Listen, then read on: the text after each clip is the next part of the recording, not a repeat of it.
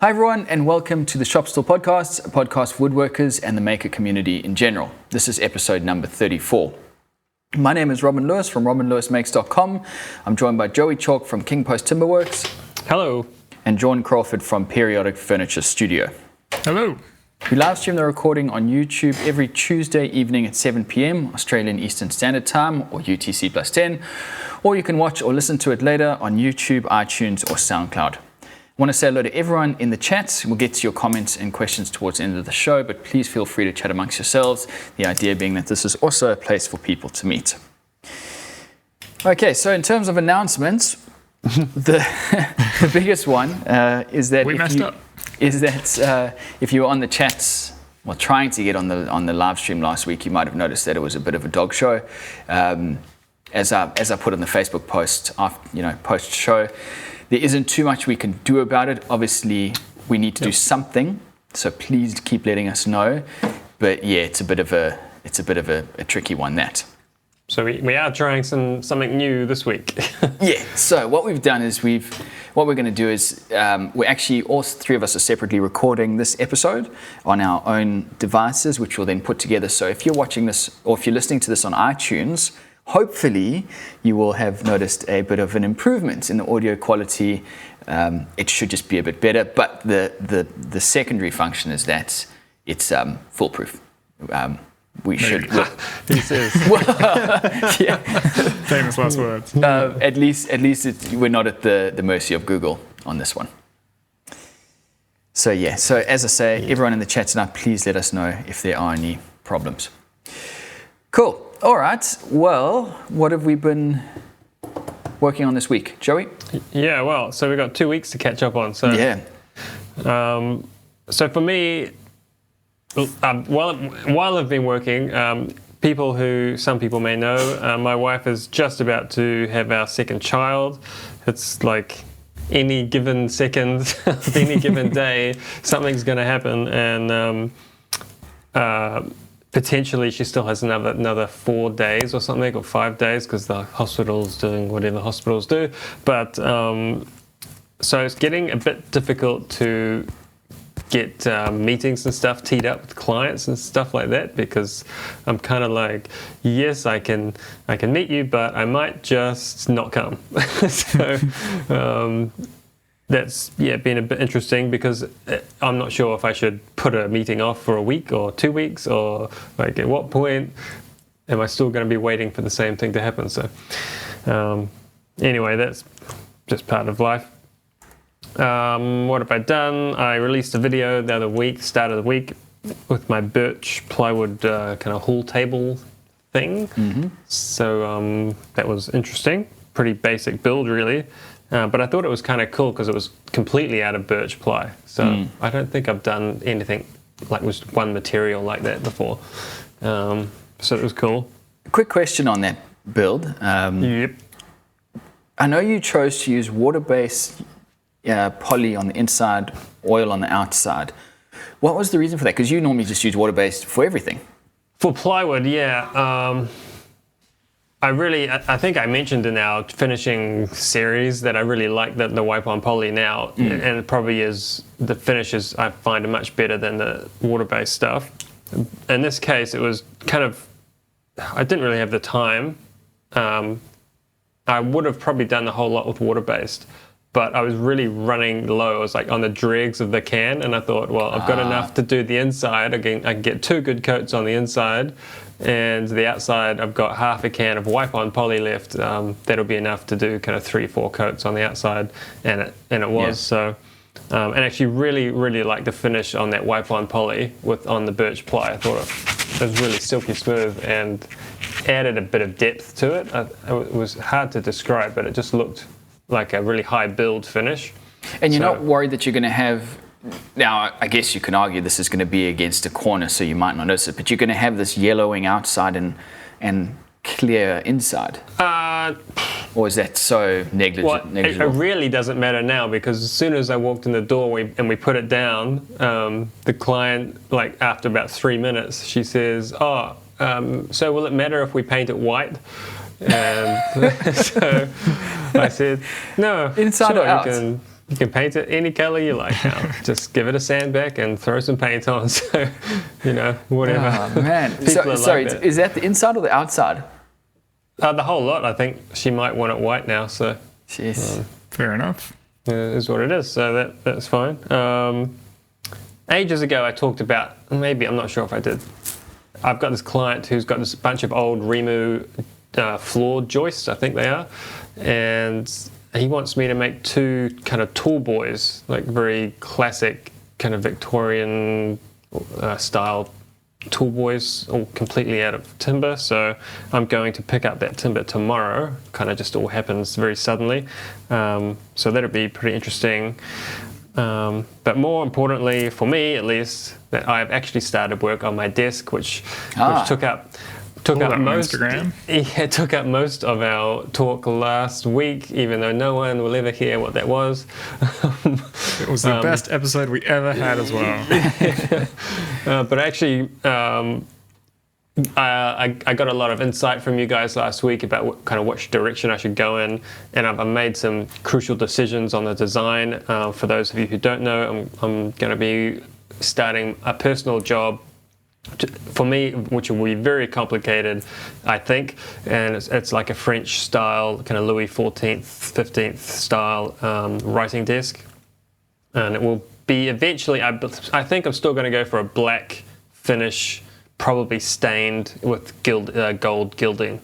So, and I've just started, I glued the first block of wood up today for one of the legs, so it's going to be a slow process. I tell you what, I can see why that kind of furniture is not made, because each of the 4 legs need a 130 by 130 solid block to cut the cabriolet legs from.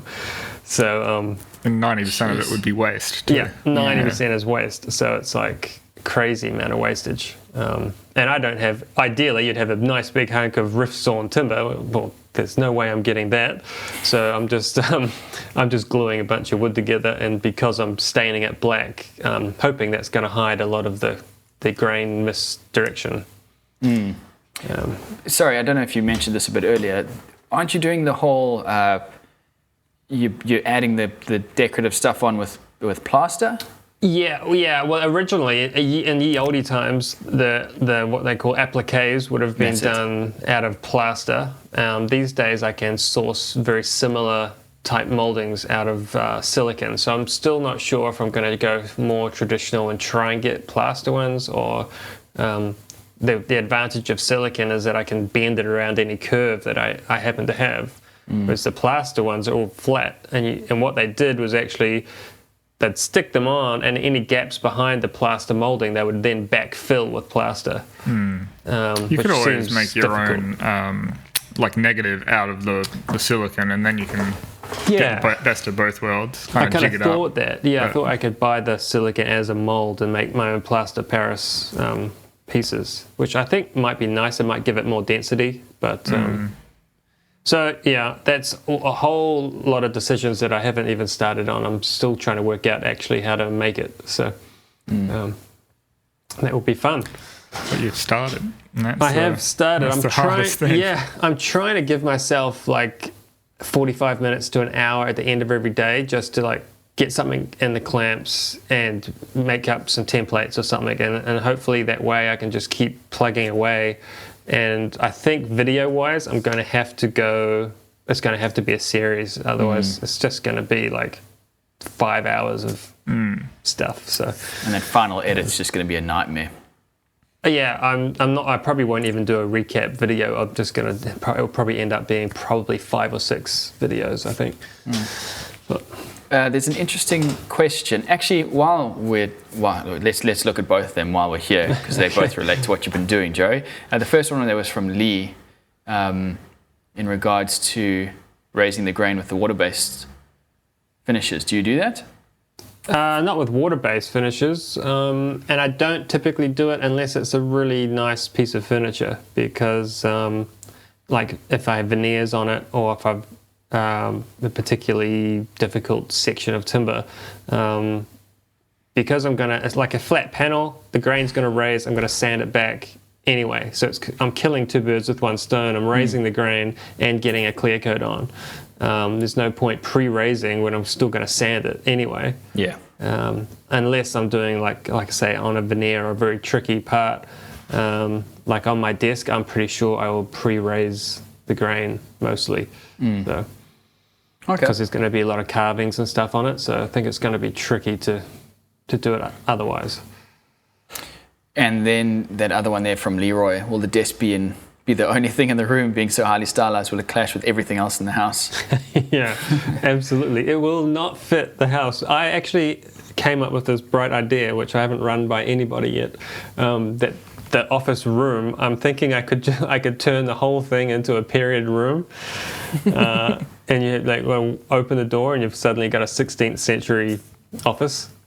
And all the orchestral music starts playing as the big doors swing open. And like rip up the carpet, put some herringbone flooring down, like floor to ceiling bookcases, and velvet wallpaper and that kind of stuff.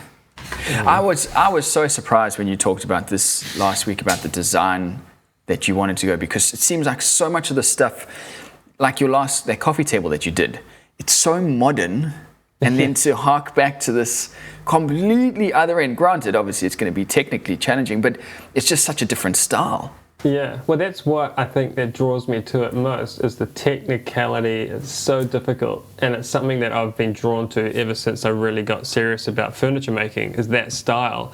And if you just put your mind to like an element of it, let's say the leg connection to the apron connection, just think about, if you have a Google, have a look at how it's done or how it looks, and then think, how the hell would you actually do that? And then plus add moldings, plus add veneer, continue the grain. Like, there's so much going on in this one little corner of the desk, and that's mind-blowing, and I still don't know how to do it, and I'm just going to kind of bash my way through it, and let's see what happens. Is the order of things as important? Because I'd imagine at this stage, looking at it where you are now, you don't know the steps involved. So surely you'd need to know that? Yeah, I'm thinking a lot about every step. My process at this point is that I know I need some big lumps of wood for the legs, so I'm just going to make them. I've got the template for the legs. I'm not sure that I don't think I can cut my legs out yet, because I think I need to wait till I do the joinery while it's still square stock. So I'm almost at a standing point already, but at least I know I can make some blocks of wood at this point. So, so it's going to be interesting. Cool. Anything else? Very cool. Oh, there is, but that's enough for me. All right. Well, that's my go now. So, Jordan, we all saw some very interesting stuff on the Discord server last week. Oh, right. What happened? Yeah, do you want to bring us up to speed? Where am I? What are we talking about? I'm so lost. Laser. Is this what we're talking about? Yes. Okay. So right at the end, like a minute to go of the last podcast, which nobody heard, you got an email. And things happened. So let's. Yeah, so I put a video out, which is now removed, and I'll get into why in a moment, about my dodgy dealings with my, let's not say that word, crappy supplier from China of my new laser cutter, basically saying that I got scammed, and, you know, this is the interaction I had, this is what happened, and then I got blocked. You know, they've refused everything, so this is my last resort. And I basically put in that video screenshots of all of the emails, but I didn't blank out their actual personal email addresses. I left them in the video. So I got flagged on that video as, can't remember what it was called. Do you guys remember what it was called? Privacy, was it? Like a privacy complaint, basically, by the company. So I actually took that video down and then re-uploaded it with the email addresses removed so that they couldn't remove it, as in they didn't have a real need to remove it anyway.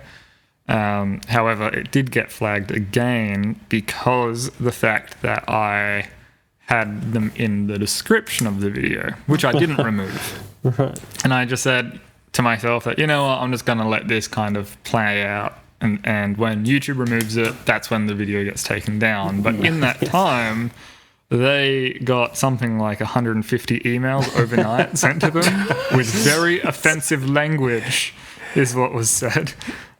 Just before we move off the getting flagged point of view, I'm surprised that YouTube didn't flag the video just because of the nature of the video, that it was almost inciting, encouraging people to send those emails. Like I would assume that that's outside of their guidelines too.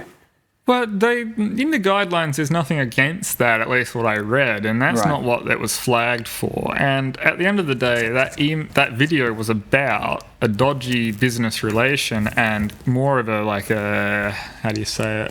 public service announcement, so to speak, and saying that this company is not honourable. Do not use them. This is my experience. So I think to say that if someone's getting ripped off, but you can't put a video up on that, it's kind of a little bit wrong. I mean, I don't know, but that's not what it was flagged for.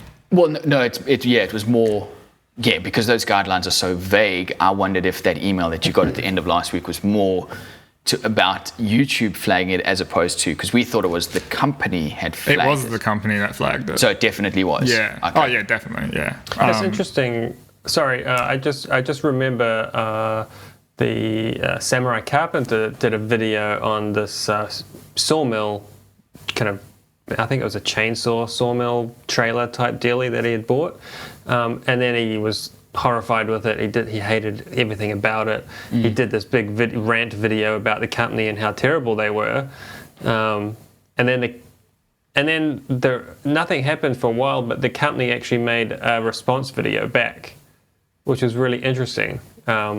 And apparently they had similar issues, but it was the other way around, where Samurai wouldn't talk to them about his issues. He just went straight to YouTube. So they went to YouTube as well. But it's interesting that, well, as far as I know, that video is still up. So they didn't go down the flagging route. They just went straight back and did the same back to him about how he was a liar and all this kind of sort of stuff. So I mean, if he didn't contact the supplier to try and resolve the issue, I think that is kind of poor form. Yeah, well, that's what I thought. They said that he had made no contact. Anyway, that's kind of getting off the topic, but I thought that has been done before. It's not like you've set a precedent. People do rant on about bad dealings, so... Yeah, and at the end of the day, I mean, they weren't responding to me. They blocked me in every way, and this was one way that got them to talk. So, I mean, it worked. So, yeah, geez, did it. Yeah. Anyway, sorry, so continue. I interrupted. So where was I? So basically, the next day, I woke up to like 6 emails from that company. I had one from the CEO saying that this is really bad for our business. I admit fault. I admit that Mac did you wrong and blah, blah, blah. And I said nothing to that email. And then I got one from Jenny, maybe? I can't remember. But she was saying that, sorry, we can send you the tube. And I essentially said, look, I already have a tube. I bought it. I've spent another $2,000. It's in the video. I don't want to downgrade now from my upgrade. So forget it. And then I got another one from Mac saying, hello, are you there? I'm very sorry. And basically... I think I did myself a disservice because I kind of spoke to them really early on, and I listened to them. I told them that the issue isn't the fact that you sent me the wrong machine. It is your customer service. For all you know, I was more than happy to spend another $500 with your company to pay for the shipping if that's what was needed, because either way, I had to upgrade this machine. I'd rather do it through you guys, have the warranty, which is no longer even in existence. But you guys just refused to talk to me as soon as I told you that you were at fault. I was like, oh, yes, very sorry, sir, very sorry, sir. No, you're not sorry. Just, listen to me, what I'm saying. And they just wouldn't. You've been called out in a public space. Exactly. You're not sorry. You're succeeding because it's bad for business. And they said, this is very bad for business. Like, this is bad for my business. Well, this isn't anything. But essentially, we came to a resolve where they've given me a partial discount, which I think I really should have pushed for a lot more considering how much more I had to spend. But that's fine. Sent me a few spare parts. And in exchange, which they didn't know that it was going to get taken down by YouTube anyway, I would remove my video. But what I said in that deal is saying that I will send you random messages requesting a quote for this machine, and if that quote is not accurate, I'm going to put the video live again. And that way I can kind of, hopefully anyway, assure that the company is going to stop these dodgy advertising deals. Yeah. And be honest about it. Because Do you feel... Sorry. No, keep going. Do you feel that it was the company as a whole, perhaps, or perhaps just Mac was trying to do what he could to earn a couple of extra bucks? I think it was very much Mac. I don't think he works there anymore. I think he was actually punished, which I kind of feel bad about. But at the end of the day, he's a rip-off merchant, so stuff him. Yeah. But I think it was him, but they also priced me in the Chinese New Year special, this machine, cheaper than what it usually is. And I paid for it, and it took them so long to build it, and I think they were just trying to cut corners wherever the hell they could. Yeah. And this is what they did to kind of not lose money on a machine. And I think that's more of what it was. I don't think it was they intentionally would do this if someone paid the full. I think it's usually like $4,000 US, and I paid $3,500 US or something. I don't think they would have done it in that case, but how can I know? I mean, what happened to me is what happened to me, and it was still a rip-off. So it was a bit harsh, but at the end of the day, I think I gave them a wake-up. I got dialogue open with them again, and it was a fun video. Yeah. So end result's good, essentially. I mean, you've got what you wanted. Yeah, I mean, I think if I had have stood my ground a bit more, I probably could have basically had the $2,000 that I paid upgrading that machine compensated, Right. instead of a couple of $100. But at the end of the day, it's still a really good price. Like really good price. Still $8,500 less than I could have got it in Australia for. That's crazy, yeah. So who cares? So the issues on the videos, the two because they're not copyright. Privacy.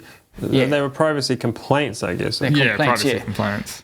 What's happened to those? Have those affected your channel at all, or is there not no at all. repercussion? So YouTube's actually pretty cool about it, because they say if you remove this video within 48 hours, we won't investigate this complaint, and it won't affect your ranks. After 48 hours, we will investigate this, and if it's found to be true that it is a privacy breach, then we will remove your video, and get a strike. It may result in a strike. So I think they have a little bit of lenience as far as, this guy has, not done our guidelines, but it's only minor, so we'll let him off. Or this guy's totally just basically said a hate crime and to send letters into, sympathizers. And that's what I'm asking, because if I commit murder on YouTube, do they give me 48 hours to sort it out, or does it immediately? Well, that was this whole big thing a while ago, wasn't it? I mean, YouTube spent ages before they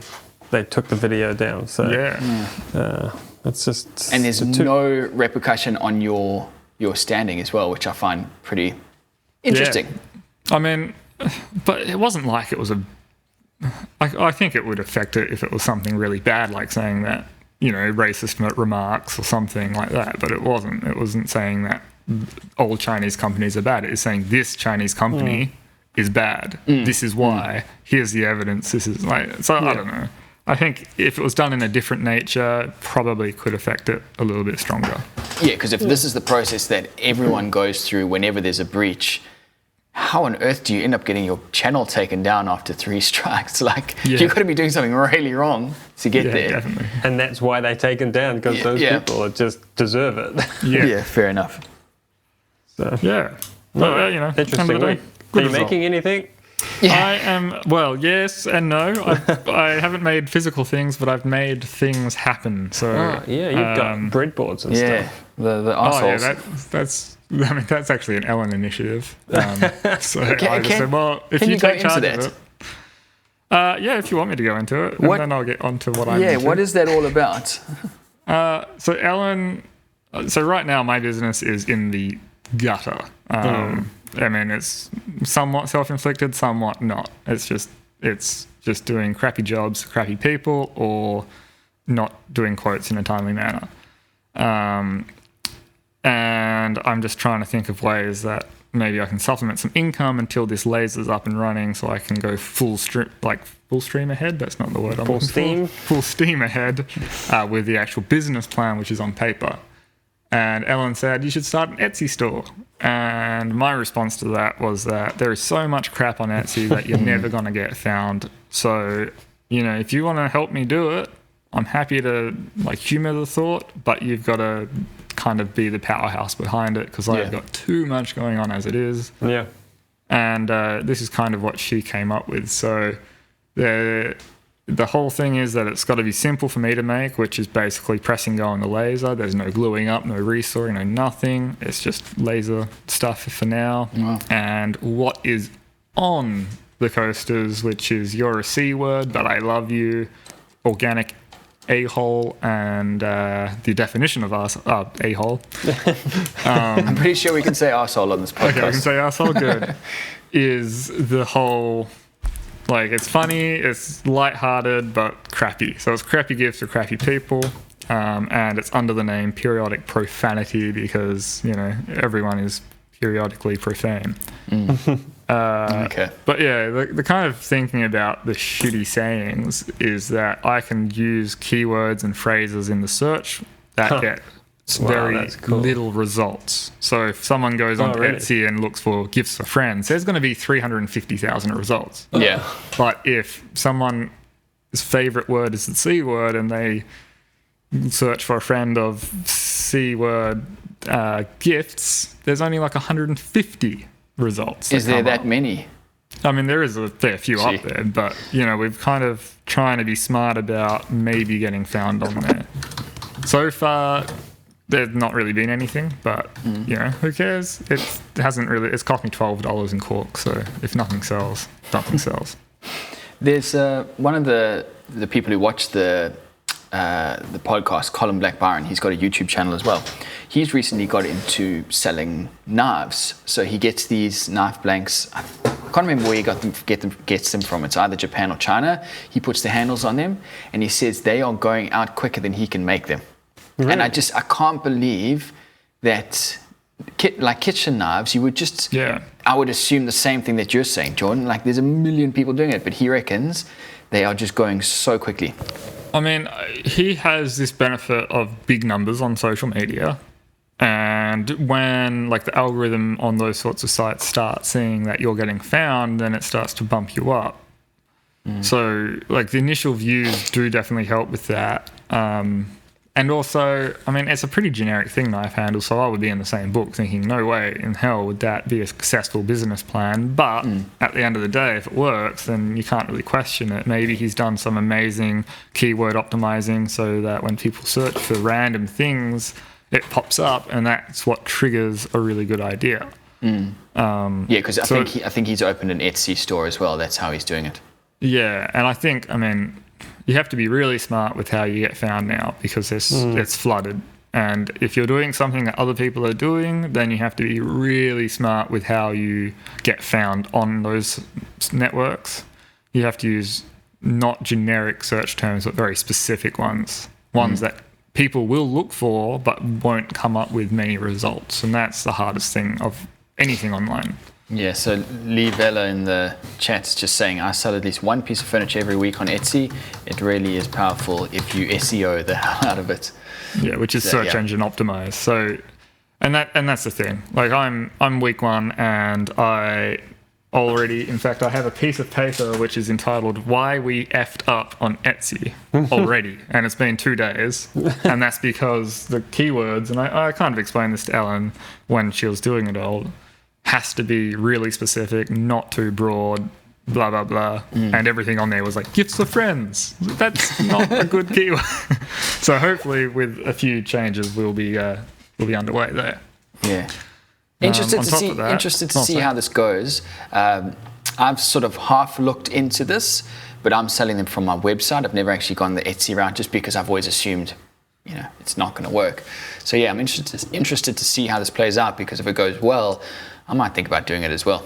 Yeah, I mean, it's just, you have to be smart about it. I think that's the hard thing.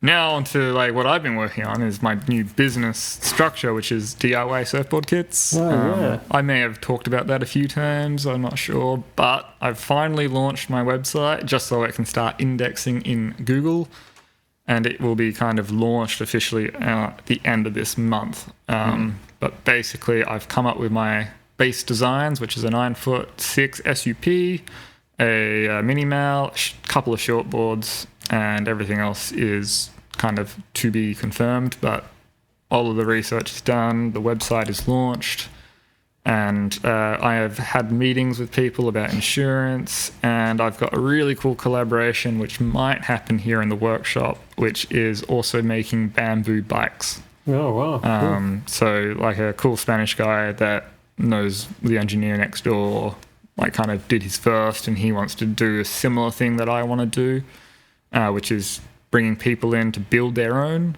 Right. Is that what the insurance is for? No, I mean, insurance is just to get blanket cover for if someone comes in and they do something stupid, they don't sue me. Sorry, so they're going to be doing it in your workshop? Yeah. I thought there was just kits that they buy and take home.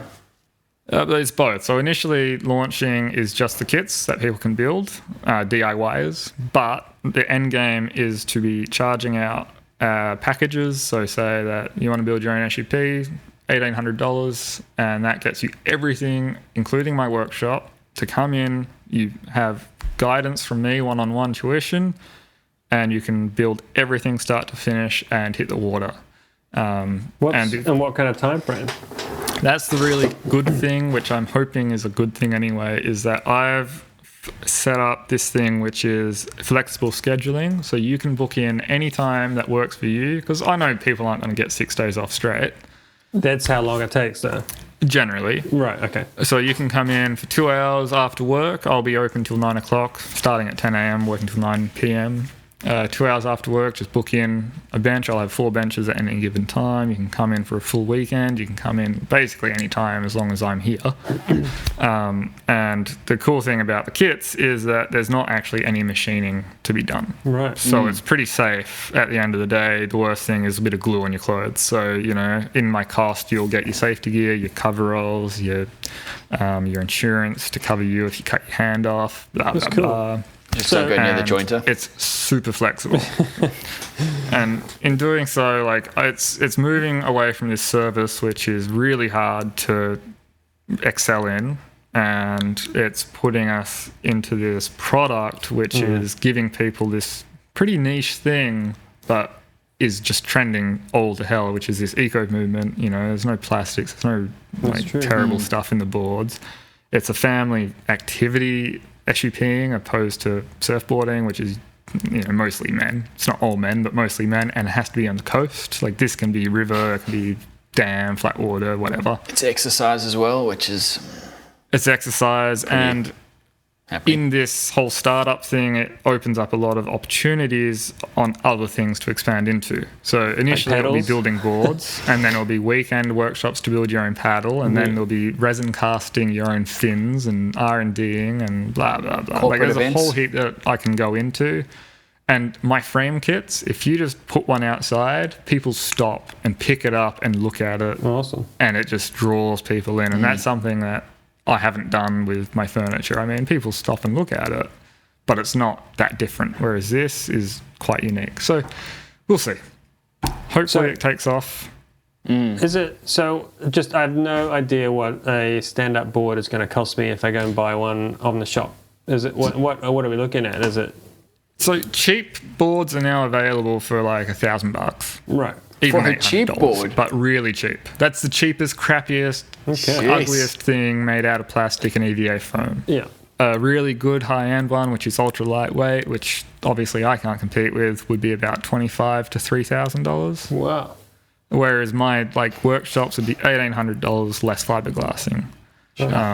One thing that I won't do in the workshop is fiberglassing, because one, it's the biggest thing that keeps your board afloat, watertight. you know, and together, but also the occupational health and safety with those resins, you really can't do it in a workshop environment with like public guests. So Is that just the fumes that come off it? yeah, the fumes and also the technique. Like if you stuff up that first coat, then you have to start from scratch. You can't just sand it all back and begin. You have to start your board again. So I'm not going to, at least initially, I'm not going to do it. I'll have a secondary. And, $500 will get a stand-up paddleboard glassed. So they're paying maybe $2,300 all up, which is equivalent cost of a really nice board for something they've made by hand, which is natural. It's, I'm looking into using bamboo instead of fiberglass because it's actually just as strong, but it's natural and eco-friendly resin. So it's like this real eco footprint thing. Well, that sounds cool, man. But yeah, that's launched. If you want to check out what I've done, it's DIYsurfboardkits.com. That's a good name. That's a really good name. And I got a really good name for it. I mean, I probably should have put wooden in there, but one of these guys in the chat is probably going to go do it now. So was it DIYsurfboardkits.com? Yeah. And you're shipping internationally? Ship internationally. So free shipping Australia, $15 to New Zealand, and between $50 and $80 everywhere else in the world. That's mint. I'm sorry, isn't this going to be like a gigantic crate that you got to send? No, it's a flat pack kit. It's just you assemble it. It's basically like the dinosaurs that you put together in National Geographic. Yeah, but that's it's still that's a big box. It's not. No, it's not. Really? Okay. I've got it down to 1 meter because you have to there's shipping limitations, so I have to design around that. Yeah. So your spines, which is the up and down ribs, they're broken down with dovetail joints, jigsaw puzzle joints. So you glue it all together and reinforce it either side of the joint. There's no lateral load on it. It's just up and down, so that's plenty. And then you do the same on your rails, and then you supply your own wood. So if you're in Australia, I give you a supplier, which is off Polonia, or Western Red Cedar, or plywood, or balsa. You can use anything you want. It's just there's a few guidelines which. So that kit, it was obviously much cheaper then, because it's not.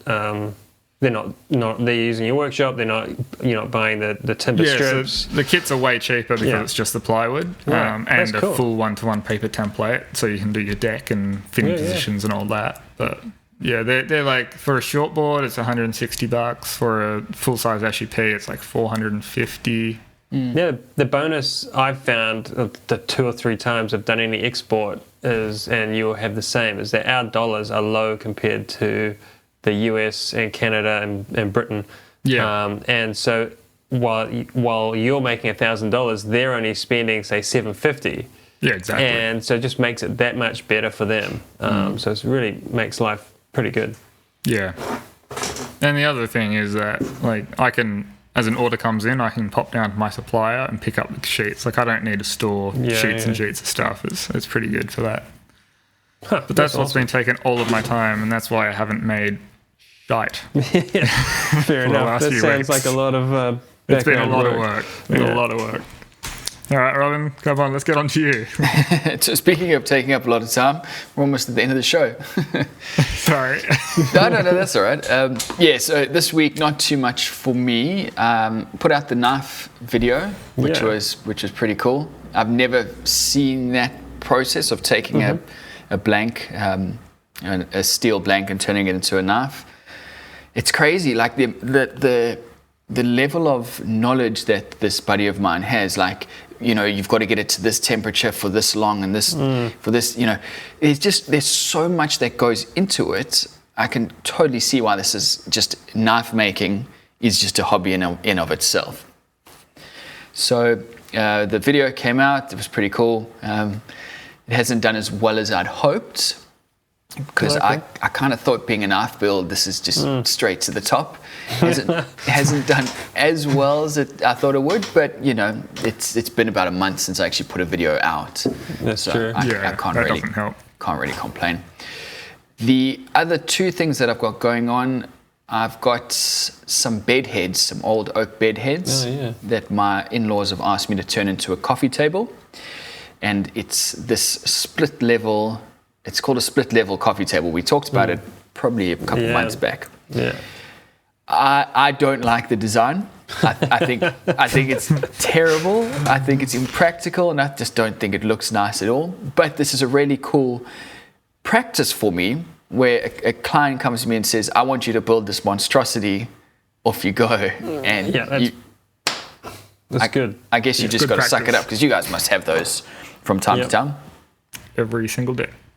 Yeah, fairly often you end up making things that you're just like, this is not so cool, but it's paying you some money, so. Yeah, and the worst part as well, it's not only that it's something that I don't particularly like, but because it's something odd, I don't know how to do it, and that's why I wanted to ask you guys some advice on this, which I'll get to in a second. But there's that, and then the other thing was I'm making a wooden sheath for that kitchen knife that I did in the last video. So the problem is, I said the problem, I wanted a very big kitchen knife, and it is a very big kitchen knife, but now where do you put a very big kitchen knife? Like, it doesn't actually fit in my cutlery drawer. You're going to put it in a very big cutlery drawer. It's too big. And I also don't just want to throw it into the drawer, because it's a bit of a special thing. So I want to make this like a wooden block, like a wooden knife block, but you put the whole thing into the drawer, so it kind of protects the blade as you put it in. Mm-hmm. So I've started working on that. The inside of it's made of cedar, so my shop smells beautiful. Nice. Right now. And yeah, that's pretty much me. So going back to that coffee table, I need to put a leg straight up into a 19 mil thick coffee table. Mm-hmm. Can you do that without using any rails? Yes. Do you reckon? And you reckon it's going to be strong enough? If you lift so if you consider the legs coming up into that flat table piece, and you lift up the table piece, is it not just going to pull it straight out? I've done it before, twice, and I've just did essentially on the end of the leg, cut a dovetail. So when you're looking down on the end of the leg, it forms the dovetail shape. But now the leg is going up sort of in the center of the... straight through the top, right? And but not... No, I don't want it to go through the top. Okay, well that... Yeah, and that's... You need as much... You're going to have to, because you've only got 19 mil to play with. You just don't have enough timber there. So there's no conceivable way that... The reason I ask is because I can go back to the in-laws and say this isn't going to work. I've got to, I don't know, put a wedge through it or something like that from the top. Come through and put a wedge down. But I was just wondering if there's a way that you guys can... I just thought maybe if I use epoxy, because then you're really grabbing the end grain as well. Like, you just don't have enough meat. I would say the minimum for that kind of thing would be like 35 mil. That's what I did on that big walnut sofa a while ago I had. Right. Yeah. You could look at... Tricky. I mean, it's a little bit hard to envision, but you could also look at... Can you build up underneath it? So put a ring around it. So instead of it being 19 mil in that section, you could make a decorative 30 mil thick section. Does that make sense? So Say again? You're building up stock just around that leg. Yeah, I was just thinking that, yeah. And then it's kind of like a collet that you can clamp around that leg instead of having it go through the top. You're supporting it underneath. Is that something the design would allow? Yeah. So essentially like a tapered leg, say from 40 by 40 at the bottom up to like 60 by 60 at the top, giving you a lot more seating area. And you could have a large stubby tenon. Or I think what Jordan's saying, and correct me if I'm wrong, Jordan, and I say this because I did this on the cot build. If you take a block and you turn it on its side, so you've got long grain join underneath, and then you bring the leg up through that into the underneath of the table. Is that what you're saying? Yeah, sort of. So you're building up. It doesn't necessarily need to be long grain. You're just kind of building up something around it to add extra support.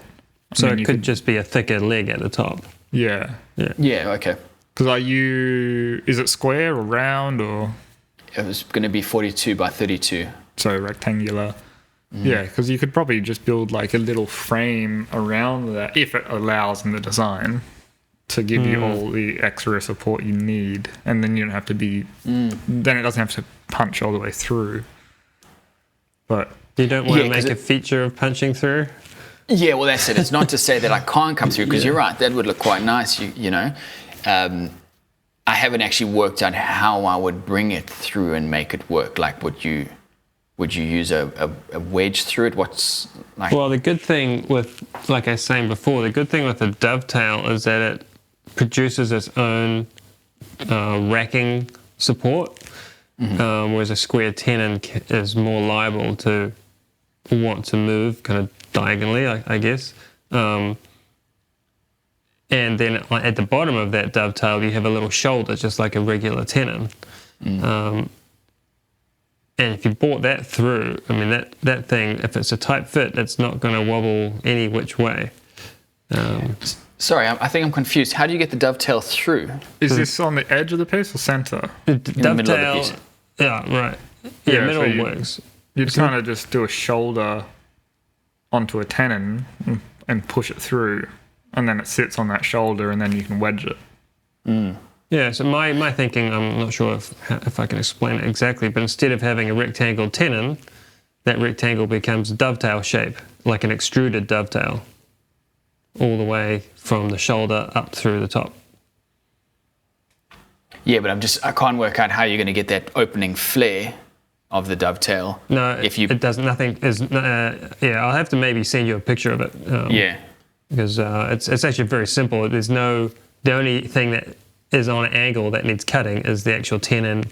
The mortise is still square-sided. Oh, okay. Yeah, then I'm so lost. I don't know what's going on. All right. Yeah, maybe if you send me a picture. Yeah. But yeah, okay. Well, that's the main thing. I was just trying to work out whether I hadn't really thought of some way of doing this. Right. Or if, as I say, if I need to go through the top. But yeah, I'll put it to them. I'm sure they'll be fine with it. And I think I'll probably go that route. Just tell them that it's what they get. That's what I do with all my clients. No, what I'll do is I'll just say that it's not like that on the invoice, and then give it to them. And then when they argue, I'll just say, no, Just block that's them. the way Just it is. block them. Just block them, yeah. Cool. All right. Right. Well, to be fair, that's pretty much the show. There was a question Yep. before. Very quickly, I forget who asked it now.